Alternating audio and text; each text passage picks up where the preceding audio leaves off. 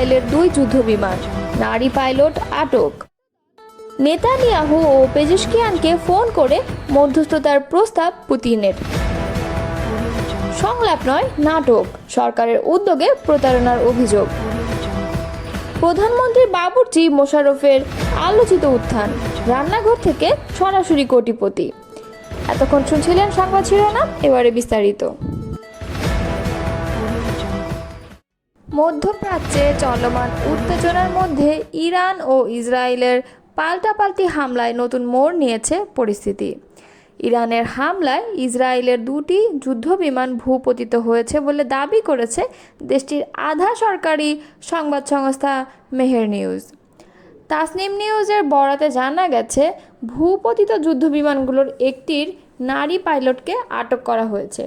তবে ইসরায়েলি সেনাবাহিনী এই দাবি অস্বীকার করেছে। তারা বলেছে তাদের কোনো বিমান ভূপতিত হয়নি এবং কোনো সেনা সদস্য নিখোঁজ বা বন্দী হননি। এর আগে শুক্রবার ভোরে ইসরায়েলি বিমান বাহিনী অপারেশন রাইজিং লায়ন নামে একটি বড় ধরনের অভিযান চালায় ইরানে। এতে দেশটির বেশ কয়েকটি পরমাণু স্থাপনা, ব্যালিস্টিক ক্ষেপণাস্ত্র নির্মাণ কারখানা এবং সাময়িক কমান্ড সেন্টারে হামলা চালানো হয়। এই অভিযানের জবাবে ইরানও হামলা শুরু করে।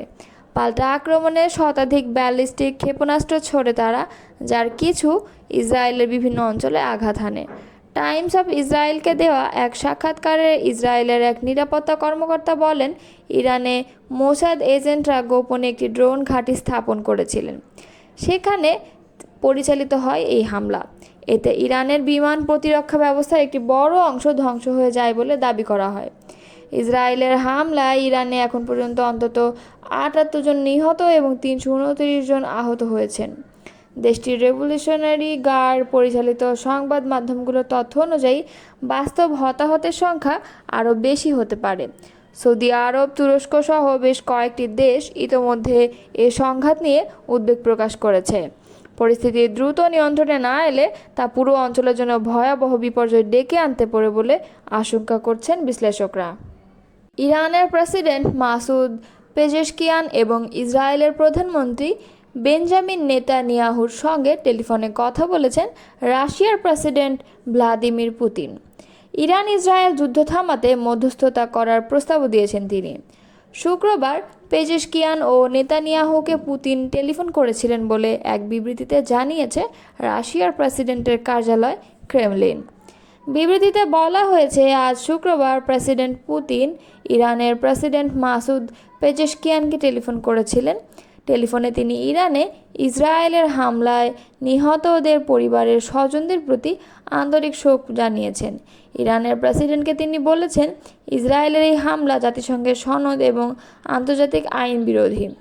একই দিনে ইসরায়েলের প্রধানমন্ত্রী বেঞ্জামিন নেতানিয়াহুকেও টেলিফোন করেছেন প্রেসিডেন্ট পুতিন।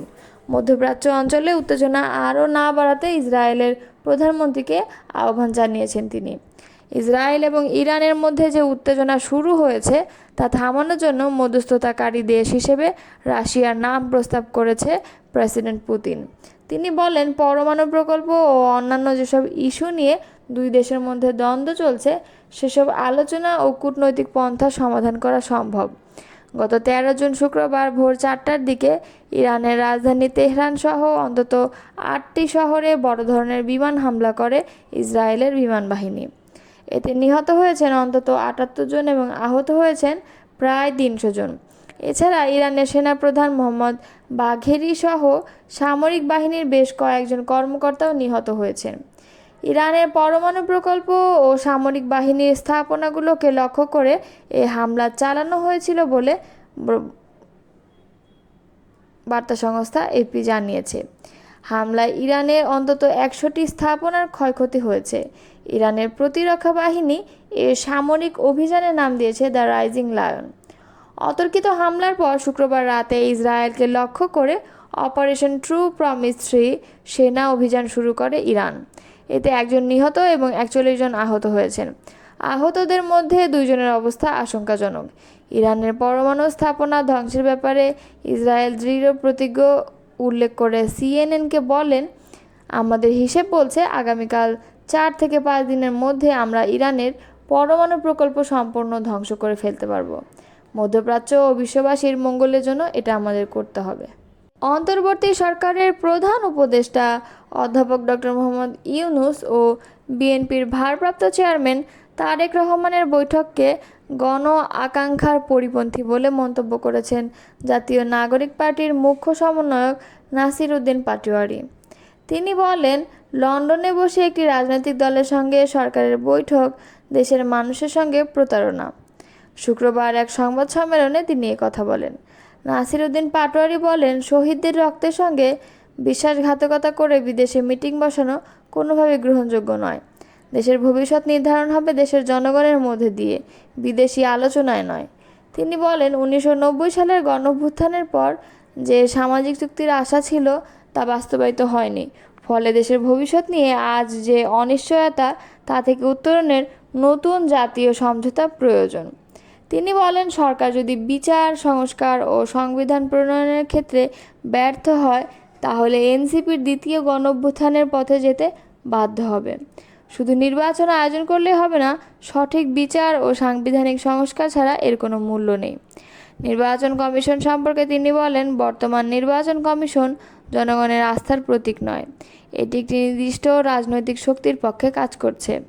নির্বাচন কমিশনের পুনর্গঠন, আরপিও সংশোধন এবং জাতীয় ঐকমত্যের ভিত্তিতে নির্বাচন না হলে দেশে গণতান্ত্রিক উত্তরণ সম্ভব নয়। বিএনপির অবস্থান নিয়েও প্রশ্ন তোলেন এনসিপির মুখ্য সমন্বয়ক। তিনি বলেন, একসময় ডিসেম্বরের মধ্যে নির্বাচনের কথা বললেও বিএনপি এখনও কোনো সুস্পষ্ট প্রস্তাব দিতে পারেনি। ফলে স্পষ্ট হয়েছে তারা শুধু ক্ষমতার অংশীদার হতে চাইছে, জনগণের স্বার্থে নয়। প্রধান উপদেষ্টার প্রতি আহ্বান জানিয়ে তিনি বলেন, শহীদদের আত্মত্যাগ ও জনগণের কষ্টের মূল্যায়ন করতে হলে মাঠে নেমে জনগণের মন বুঝতে হবে, না হলে ইতিহাস কাউকে ক্ষমা করে না। আমার বাসায় কাজ করেছে, পিয়ন ছিল, সে এখন 400 কোটি টাকার মালিক। প্রধানমন্ত্রী থাকাকালীন এমন কথা জোর গলায় বলতে শোনা গিয়েছিল শেখ হাসিনাকে।